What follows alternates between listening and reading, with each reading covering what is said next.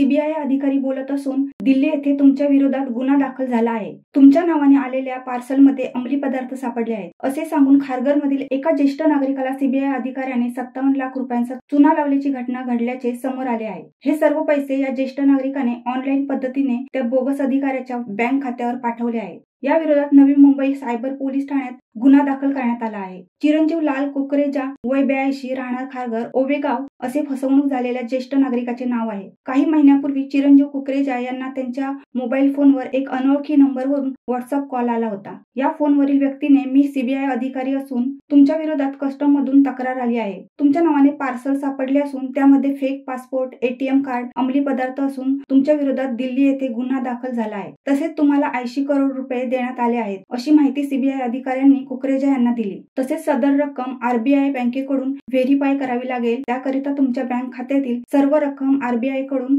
Verify करण्यासाठी transfer करावी लागेल असे सांगितले। त्यासाठी काही रक्कम भरावी लागेल असे सांगून त्या सीबीआय अधिकाऱ्यांनी काही खाते नंबर पाठवून कुकरेजा यांच्याकडून जवळपास 57,60,000 रुपये वेगवेगळ्या खात्यावर मागवून घेतले। हे पैसे व्हेरिफिकेशन झाल्यावर हे पैसे तुम्हाला परत मिळतील अशी माहिती दिली। मात्र पैसे दिल्यानंतर कोणतेही काम झाले नाही। तसेच त्या अधिकाऱ्याचा फोन देखील आला नाही। त्यामुळे मी फसलो असल्याचे लक्षात आल्यानंतर चिरंजीव लाल कुकरेजा यांनी एनसीसीआरपी पोर्टलवर ऑनलाईन तक्रार केल्यानंतर त्या सीबीआय अधिकाऱ्याच्या विरोधात नवी मुंबई सायबर गुन्हे पोलीस ठाण्यात गुन्ह्याची नोंद केली असून आरोपीचा शोध सुरू केला आहे।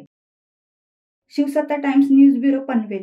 दे धडक बेधडक वृत्त देणाऱ्या आपल्या शिवसत्ता टाइम्स न्यूज चॅनलला लाल बटन दाबून सबस्क्राईब करा आणि बेल आयकॉनला क्लिक करायला विसरू नका।